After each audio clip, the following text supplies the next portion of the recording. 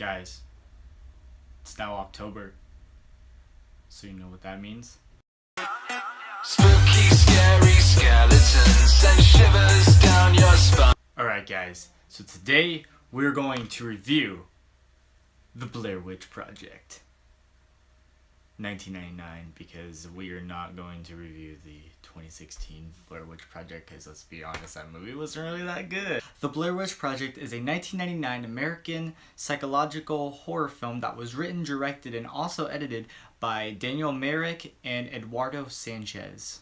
So I wasn't around personally when this movie came out, because this movie came out in 1999, actually the same year that I was born. So I wasn't around when this movie came out.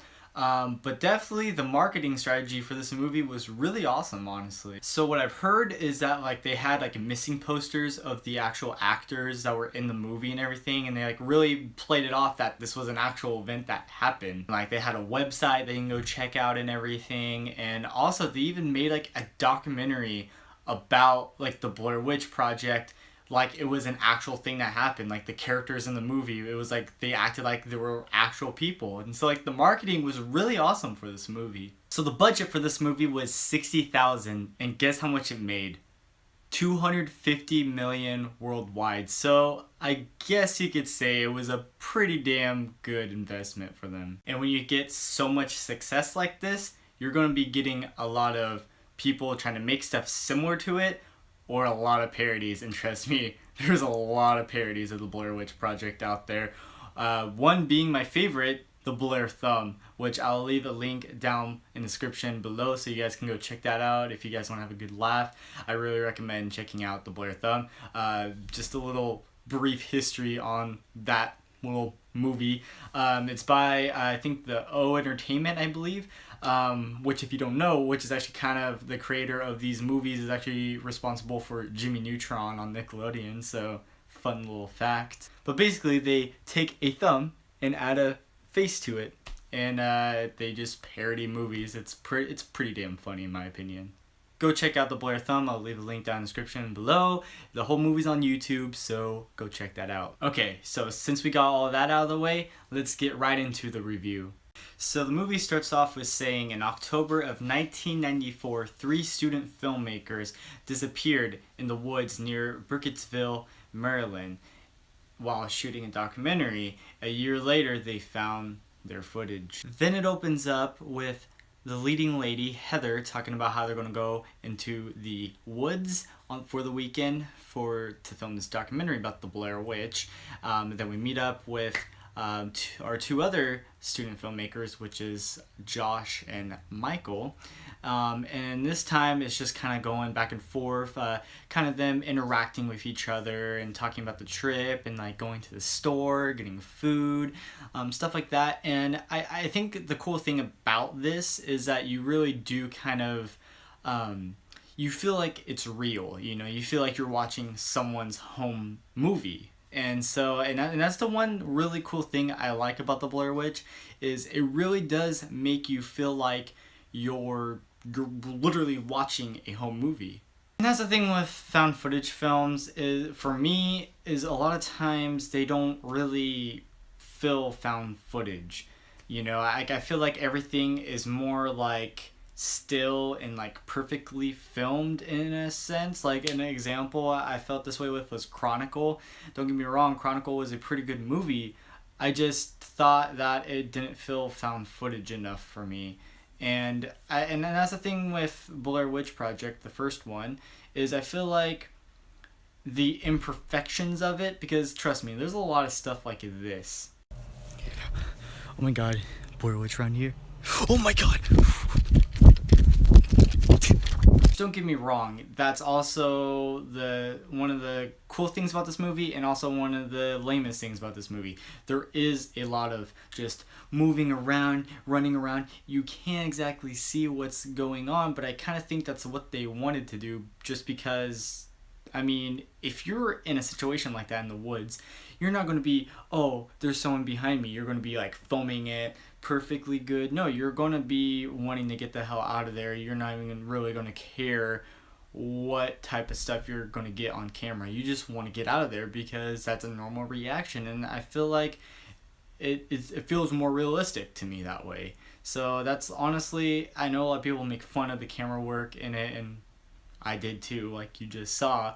But it's just one of those things where it's gets kind of annoying, but it's also kind of a certain charm about the movie as well. Get to one of my favorite parts in this movie is when they're interviewing kind of the townspeople, and they start asking them questions about the legend of the Blair Witch and all that. And I was listening a little bit to the commentary on the Blu-ray, and I don't know exactly who said it. I don't know if it was like the producer or like who the guy that worked on the movie.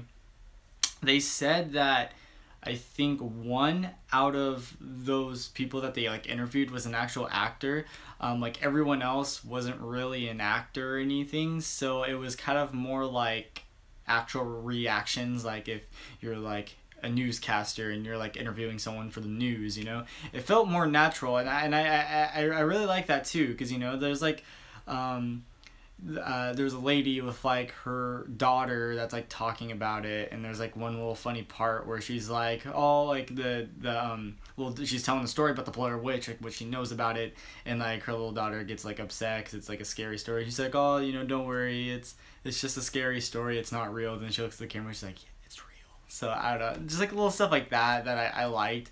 And they also interview this older lady that had an experience with the Blair Witch, and just her story and everything that they filmed and everything.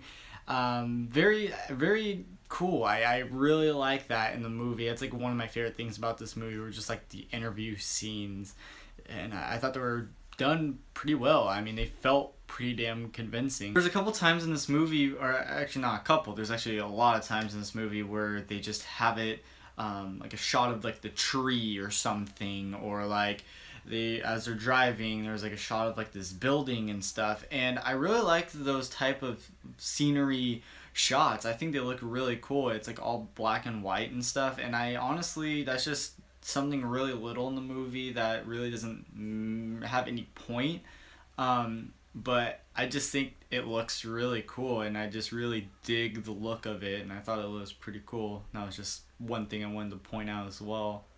And as the movie goes on, they're out there for a couple days. Eventually they get lost. They can't find the car.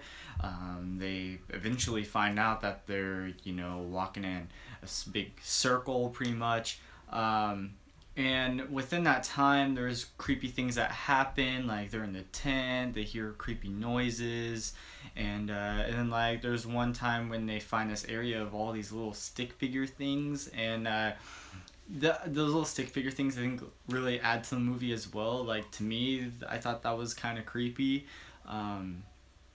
just something really weird like that. And then, after a while, when they're lost, they know that they're lost, they all kind of start bickering at each other. That's the other thing that I liked about this movie, too, was I kind of liked how after a while they all start getting really irritated with each other, because if you're in that situation, you're thirsty, you're hungry, at that point, it's like, is there a way that we can get out of this? Of course, there's going to be confrontation there, and they get mad at each other, and I really just like seeing that them slowly drifting into insanity, pretty much. They're all going crazy, and I think it's pretty well done here.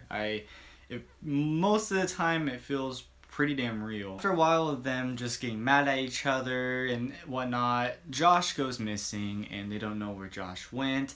And so anyways, the next night they're in the tent, and they hear Josh, and so they go out to try to find him, and then they come upon a house, which is like the Blair Witch's house.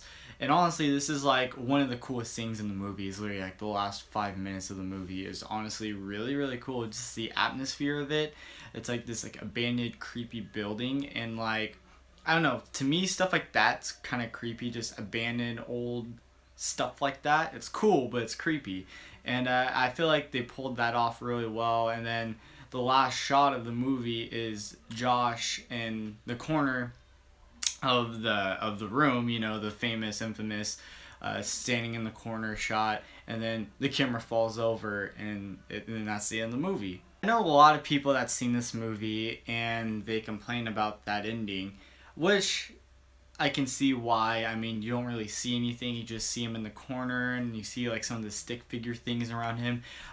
So you don't really see the Blair Witch at all, and then the camera falls over, which in a way it is kind of lame, but in a way I kind of like it, honestly. Personally, I like movies where it doesn't show the monster or whatever, and so one thing that I like about the Blair Witch is that you actually don't see anything. It kind of leaves it more to the imagination, and that's what I kind of like about the ending, is that you don't really know what's out there. You don't know what this Blair Witch looks like, and the last thing you know is that all three student filmmakers are dead. You basically just watch them die. I don't know. I honestly like the ending. There's a couple of different like alternate endings on the Blu-ray. There was one where he's facing forward and he's just staring at the camera, and the camera falls over. There's one ending where he's like levitating in the air, then the camera falls over. But definitely the original ending that's in the actual cut of the movie, I think is probably the best one. Definitely doesn't show you much, but it definitely, when you start, thinking about it, it really does get you wondering, like, really what is actually going on. Guys, that is my review on the Blair Witch 1999 movie. If you guys enjoyed this video, please leave a thumbs up and subscribe for more videos. Again, I'm going to be posting a horror movie review every Sunday in October, so look forward to that. And every Saturday in October, I'll be live streaming a horror game on PS4. So definitely look out for those. And the Blair Witch Project, I give it a 9 out of 10. I honestly enjoy this film. It has its flaws, but I think the flaws of the film kind of give it this certain type of feel to it that I feel like you don't really get in a whole lot of other movies. And it's honestly really inspiring that these people made this movie and made it big from this movie, like the budget was only $60,000 and then they made $250 million off this movie. So, coming from someone that's really into film and wanting to get into film, it's kind of an inspiring story, honestly. Yeah, guys, again, thanks for watching, and I hope all you guys have a great day.